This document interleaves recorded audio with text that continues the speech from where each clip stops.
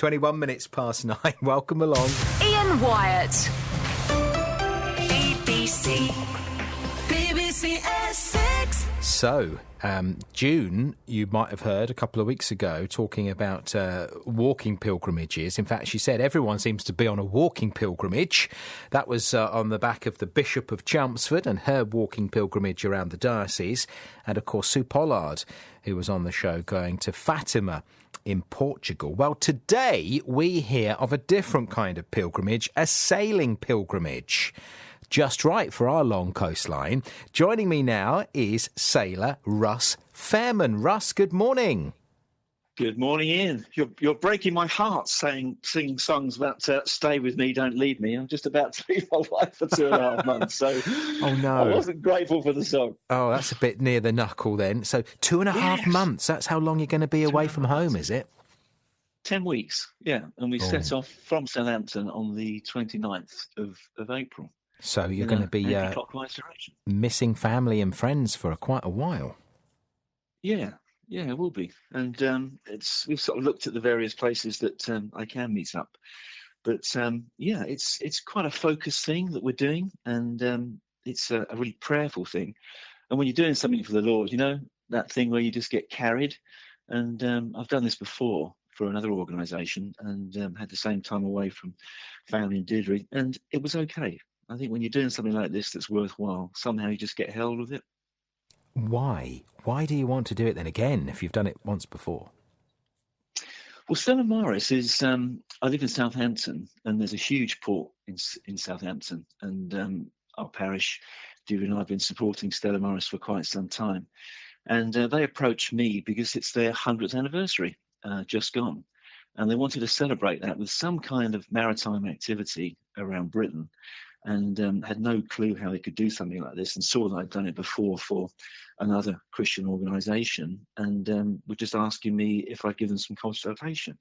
But one thing led to another, and before you know it, I'm doing it again, Ian. So here I am, just about to set up. And for people that might know, Stella Maris was known as Apostleship of the Sea originally, yeah? Yes, exactly. It started in Glasgow, 1920s, and do the most amazing work. It's one of the largest ship visiting organisations in the world, and our country doesn't operate without food, without fuel, without trade that gives us the economy we have, and all of that is provided by tens of thousands of ship movements a month.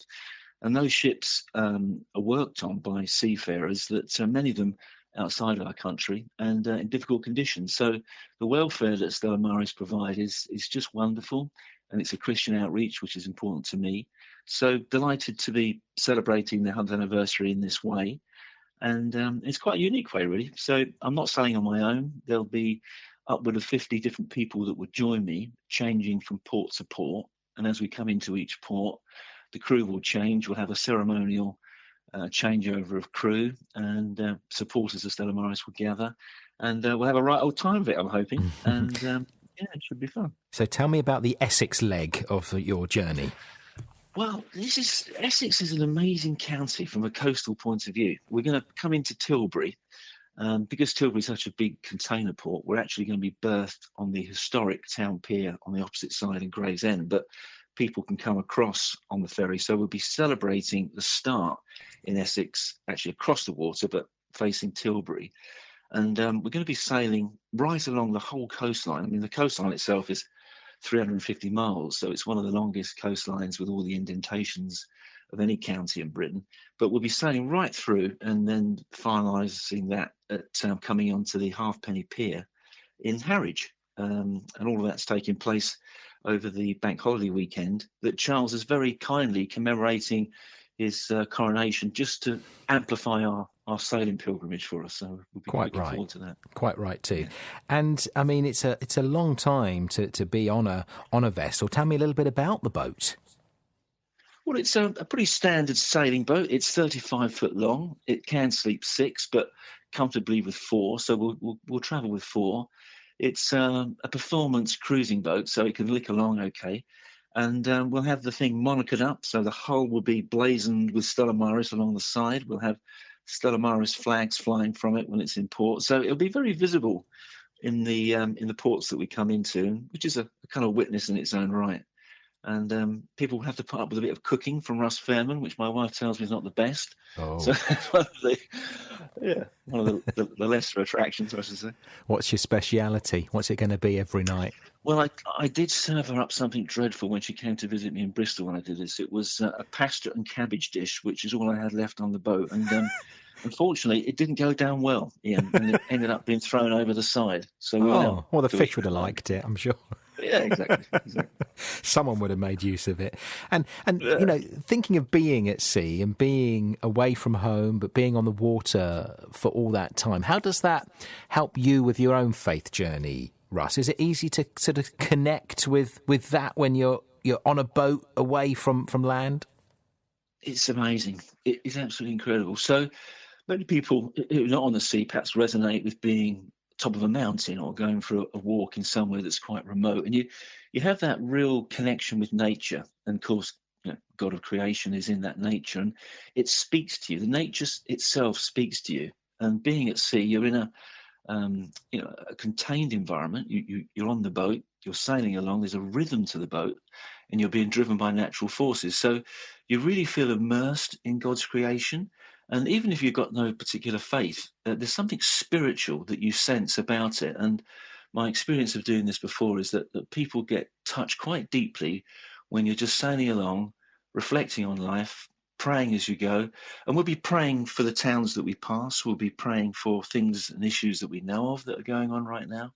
And of course, we'll pray for personal things, I'm sure. But it is a pilgrimage that I'm very mindful of the places we're going alongside. So we have a Christian heritage that was really formed by our Celtic forefathers. And of course, said coming down from Lindisfarne on a boat and establishing, as he did, St. Peter's, Bradwell. And so we'll be retracing his steps really on the boat. He sailed that leg down. And there's that element that I'm going to bring into this as a pilgrimage as well, to amplify what it is that we're doing, why we're doing it, and to reflect on what's been done before. And it kind of needs to be done again. As you know, Christianity it's got its challenges really in the country. And I think we're putting this ring of prayer around the country as much as anything else to love it, to love it back into that Christian way. And it's an anti-clockwise ring, as we said. You're going anti-clockwise, so you'll pass us and you'll carry on round the east and up the east coast, and then you'll go over the northern part of Scotland. Is that going to be the toughest bit? I mean, I'm not a sailing expert, but I imagine perhaps some of the waters around the north of Scotland might be the most challenging. You've gone straight to one of my sleepless nights, Ian, with that conversation. I can tell you. I'm sorry about this. This is doing your nerves no good, this chat. No, not at all.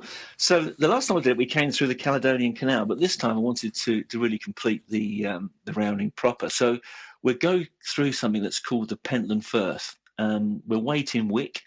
I'll wait for a weather window. We need something like a force 4 or less, and we need to have a neap tide, which is a slacker tide than a spring tide. And just by coincidence, the schedule that we've set for this round Britain takes me and lands me at Wick for that rounding just at a neap tide, which is great. And then we'll just sit there a little bit to make sure the conditions are correct. But it is a treacherous piece of water because of high winds there, but also the tide there can get up to 12 knots. So the effect of those two elements over each other produces very, very rough seas. And it's something that we need to be careful of at that point. Well, good luck. We'll follow your progress and look forward to your visit to Essex, which starts on the the whole journey starts on the 29th. So what 29th of September. But let me tell you the date so that listeners can maybe come along and celebrate with us, because it will be fun and there's an opportunity to see the boat. So we'll come into Gravesend, Tilbury on Saturday the 6th of May.